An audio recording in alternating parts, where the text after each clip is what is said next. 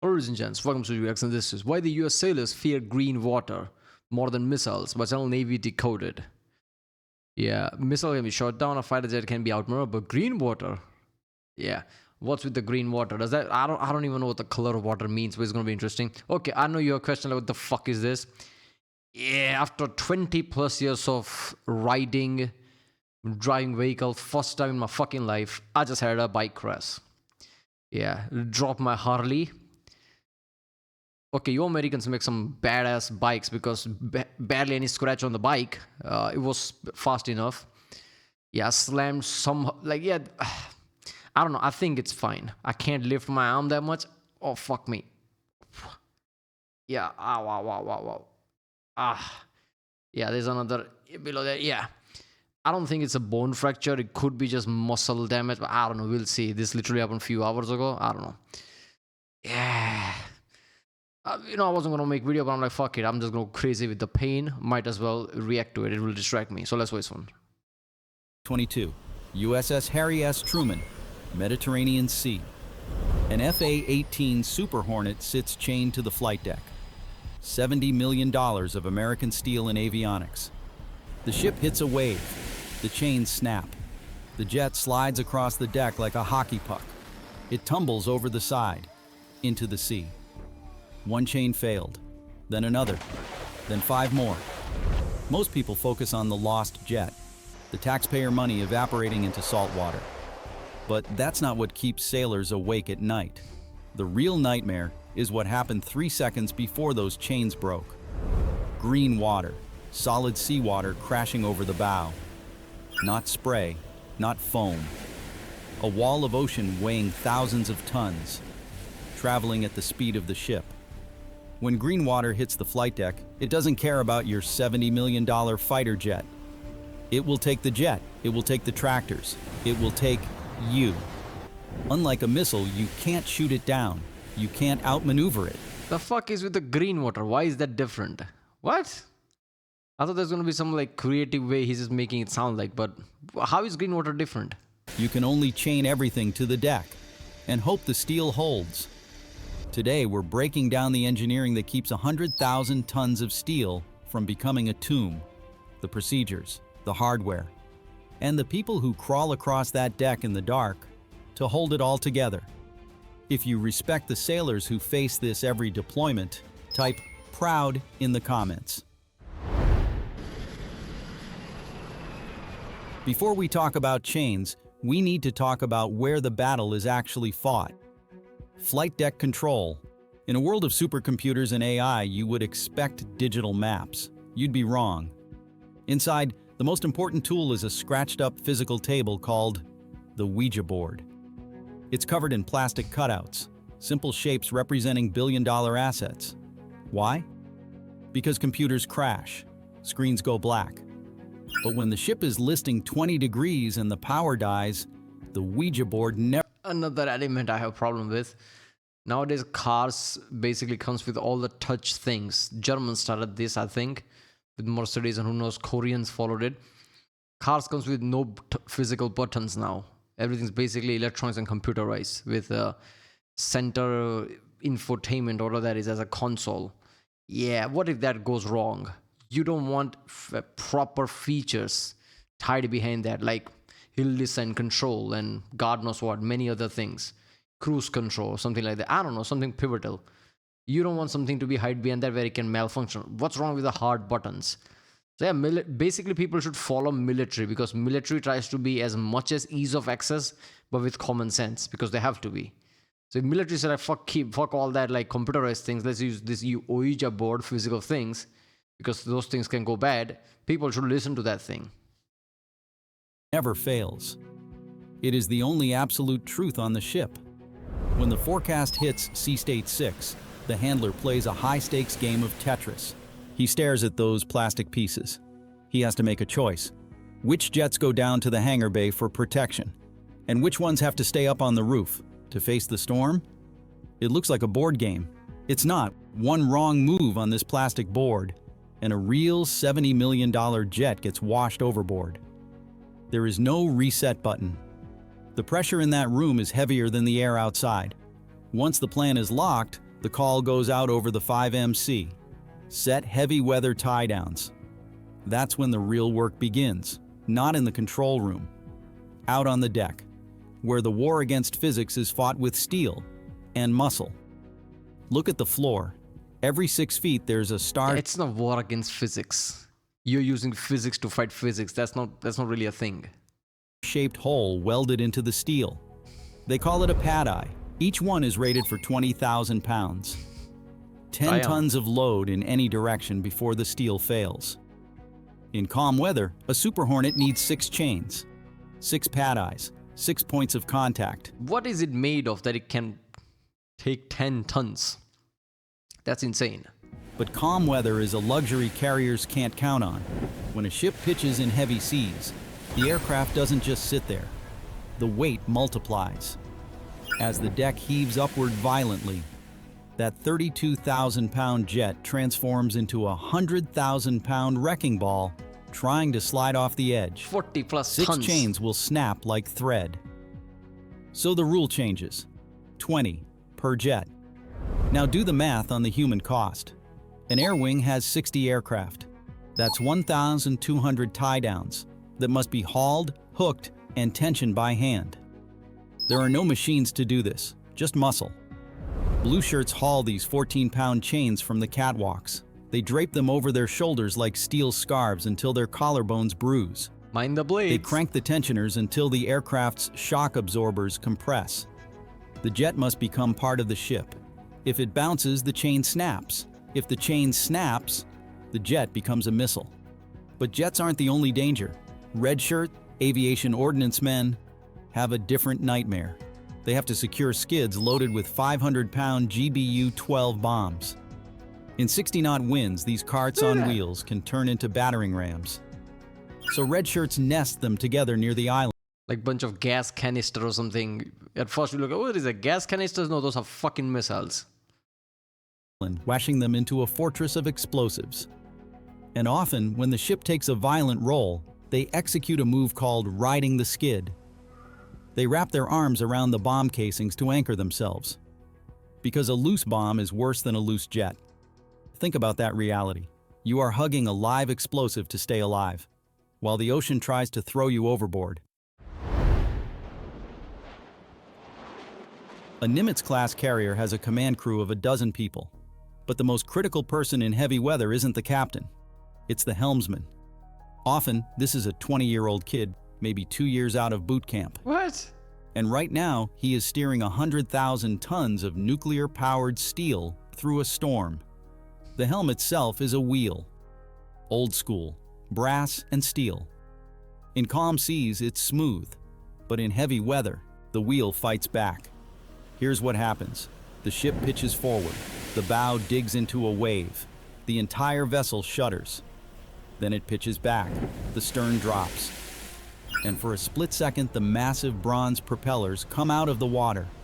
They call this cavitation. The whole ship vibrates violently. The wheel jerks in the helmsman's hands. He has to fight it, muscle against machine. He must keep the bow pointed. Yeah, I mean, they didn't thought of the... I don't know if they didn't thought of it, but that's the engineering problem, isn't it? Because it's great cavitation because it's coming out, right? And that's a problem. Of course, I would shake the whole ship. But can you do anything about that? I don't know. Only thing to do is like make a bigger ship and make sure that propellers are even more deeper. But that causes another issue. Like you can't go to certain type of waters now because it's too deep. Like, yeah, I don't know, man. Does Ford class carrier has any answer to this? That's the one I'm thinking of because... Or is that an answer to it? You just avoid green water, is that it? Into the waves. Because if he loses control, the ship turns broadside. Beam seas. That's when the carrier starts rolling. And if the ship rolls more than 7 degrees, aircraft slide. Chains break. People die. So the helmsman white-knuckles the wheel. His arms burn. His shoulders scream. But he holds the course. Because 5,000 people depend on him not flinching. A Nimitz-class carrier displaces 100,000 tons. That mass creates stability. In Sea State 6, classified as very rough, the carrier might roll 3 degrees. Uncomfortable, but survivable. Now picture the ship next to it. The destroyer escort, 9,000 tons. Same ocean, same storm. While the carrier rolls 3 degrees, the small boy is rolling 30, sometimes 45. At 10 degrees of roll, the destroyer galley secures the deep fryer. Not because of regulations, but because a vat of 375-degree oil at a 30-degree angle is a bomb waiting to go off. They call it the They secure these cooking pots, not because it's a regulation, because they are cooking oil. That's why you secure it. Yeah, I mean, that's common sense at that point. Yeah, you don't want cooking oil to splash around and fly off because of like just wave hit you. That's just common sense. A lot of time like this makes me think like when shit like this happens, like aircraft carriers and other things where there are proper kitchen and proper utensil and things and knives, how do they really secure it? Because what if somebody just leaves a knife lying around and then the waves happen? Isn't that just a weapon flying around at that point? forbidden deep fryer. When that fryer goes off, the crew knows. No hot food. For days, they eat cold sandwiches in the dark. They have to do the destroyer lean, walking at a 45-degree angle just to get down the hallway without smashing into a wall. Look at that. Meanwhile, on the carrier, the galley serves steak and lobster night. The ship's inclinometer barely moves past 3 degrees. This is the contrast. The carrier is a floating city. The destroyer is a washing machine. Damn. But don't mistake the carrier's stability for safety. Because there's one thing that doesn't care about your 100,000 tons: green water. Picture the flight deck at night. Rain, wind, sea spray mixing with jet exhaust. The brown shirts, plane captains, are out there. Their job in heavy weather is simple. Check the chains every 30 minutes. Chains work loose. The ship pitches. The aircraft suspension compresses and rebounds. A slack chain is useless, so they crawl under the fuselage. In driving rain, in 60-knot wind. But here's what most people don't see: the surface they're crawling on. The flight deck isn't smooth steel, it's coated with non-skid, epoxy mixed with aluminum oxide. Basically, industrial-grade 40 grit sandpaper. When a plane captain drops to their knees, the non-skid tears through their uniform. It shreds the fabric. It grinds into their skin. After 30 minutes, they're bleeding. Thank you for that, by the way. That just reminded me of that instantly. But I scraped against the tarmac. Thank you. But they keep crawling, because a loose chain means a sliding jet, and a sliding jet means death. They know this because it's happened before, not in theory, not in training videos, in real life, on real ships, to real sailors. January 1987, the Mediterranean Sea, the USS John F. Kennedy. She is steaming through a violent storm. Sea state 7, waves cresting at 40 feet. The ship pitches, the bow rises, then it drops. A wave hits, not spray, not foam. A solid wall of green water traveling at 30 knots. It slams into elevator number 3 with the force of a freight train. An A6 intruder, chained to the platform, is ripped loose. The 27,000-pound jet is swept across the deck like driftwood, smashing everything in its path. But the jet isn't the tragedy. 4 sailors were on that elevator, checking chains, doing their job. The green water takes them. All 4 are swept over the side, into the freezing black water. Search and rescue launches immediately. The entire battle group turns around. 3 sailors are recovered, hypothermic, injured, but alive. 1 is never found. Aviation bosun's mate, 3rd Class Smith. AB-3 Smith was 22 years old, from a small town most people have never heard of. He joined the Navy to see the world. He ended up at the bottom of the sea. No body recovered, no closure. Just a name on a memorial wall and a folded flag sent home to a family that will never get answers. This is the cost, not the billion-dollar jet. The kid who was checked. Oh, look at that. You have a really good job. Like, you're in military, but you're not fighting in front lines. You're just on the aircraft carrier deck, just doing some engineering shit. No danger there. Yeah. Military is military. There's always going to be fucking danger. So anybody who says, like, you have not so much dangerous job, you don't know what the fuck you're talking about. It's military. checking chains in the dark. The ocean doesn't negotiate. It doesn't offer second chances. And it sure as hell doesn't care about your rank, your training, or how many chains you've tensioned. But the mission doesn't stop for grief. Even after a tragedy, the jets still have to land. Now let's talk about landing. The optical landing system, the meatball, is an automated visual glide slope indicator. It uses gyroscopes to compensate for the ship's motion, giving pilots a stable reference. But it has limits. When the deck heaves more than 5.5 feet vertically, the meatball can't keep up. When the deck pitches more than 1.5 to 2 degrees, the system becomes unreliable. At that point, the landing signal officer makes a call: wave off, divert, or MOVLAS. MOVLAS. Manually operated visual landing aid system. This is the backup, the last resort, the procedure nobody wants. Here's how it works. The LSO stands on a platform near the stern. They hold a physical handle connected to a light repeater on the deck. They watch the pitching deck. They watch the approaching aircraft, and they manually move the handle up and down to indicate the glide slope. No computers, no automation, one human guiding another onto a moving steel plate in the dark. The LSO has to anticipate the ship's heave. Isn't that a bit problematic? So when you have technologies and electronics to rely on, you become not so efficient. This is why like plane crashes are happening a lot nowadays. You'll hear about plane crashes now a lot compared to before. Yes, there is a number of there are too many planes on the sky now compared to before, but still, planes are not some small technology or something. Planes are costly, and they never had any error in the past, close to none. Now it's a lot, usually because of autopilot, usually because of all the computers that take over things. So once all that fails, a pilot is caught off guard. But before, they just know what they're doing because they always flew. So there is that element. Life becomes very easier because of electronics. That also makes you a less competent. So this must be a problem. Like somebody doing this job, but they never did that for years. Now they suddenly have to remember in emergency, fast, how they're going to do that. If the deck is dropping, they signal the pilot to power down.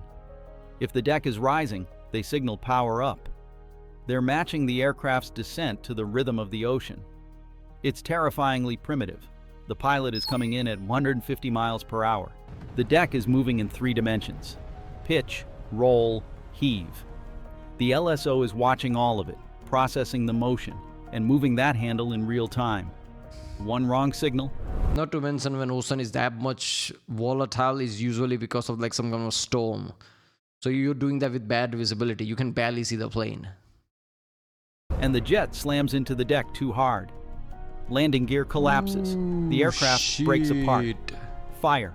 Explosions. Oh, another wrong signal. Damn. And the jet's tailhook misses the wire. The pilot bolters. But in a storm, low fuel means no second chance. The LSO understands the stakes. So does the pilot, and both of them are betting their lives that the brown shirts have checked those chains. Because if a jet crashes on landing in heavy weather, it's not just the pilot at risk, it's everyone on that deck. A MOVLAS recovery in a storm is the ultimate test of naval aviation. The pilot trusts the LSO with their life. The LSO trusts their judgment. And both of them trust that the ocean won't cheat. But sometimes it does. So why does the Navy do this? Why not just pull into port when the weather gets bad? Why risk billion-dollar jets and irreplaceable lives in a storm? Strategy.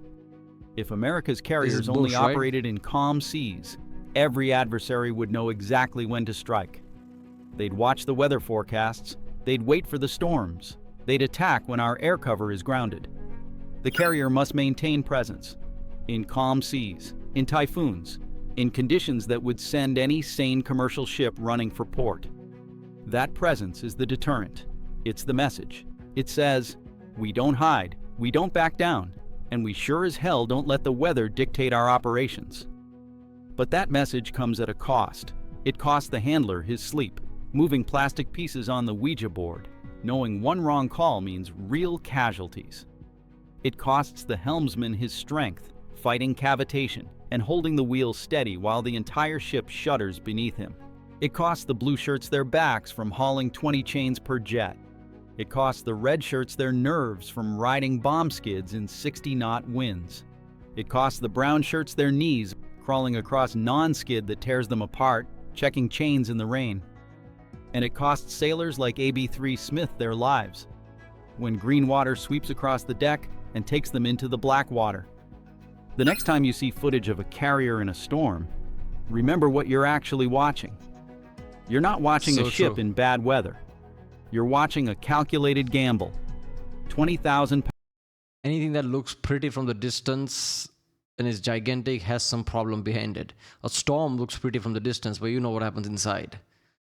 An aircraft carrier with planes looks pretty, just wobbling up and down. Oh, look at that, it's a boat. Nope, there are people there who are literally fighting for life and death. Pounds per pad eye. 20 chains per jet. A 20-year-old helmsman fighting the wheel. And the hope that the ocean doesn't win. If this gave you a new respect for what these sailors face every single day, hit that like button and subscribe. Okay, so there you go. So when the bad shit happens, aircraft carriers really fucked up. I remember, I assume green water meant like shallow water, but it could also mean this: a solid wall of ocean weighing thousands of tons just slamming into aircraft carriers. All right. This is insane, man. It's a 100,000-ton carrier, right? With 5,000 sailors on it. This is something you have to be there to know it. You can't really feel it. You can't really process it, how hard this thing is. Those people trying to fight. I just saw the clip of the guy, literally less than 45 degrees, leaning forward because that's how fast the winds are. I don't even know if I have that balance. I'm not going to lie. Yeah, also because of this, I don't have balance, whatever. Yeah, all right. If you like what I subscribe, and I'll see you next time.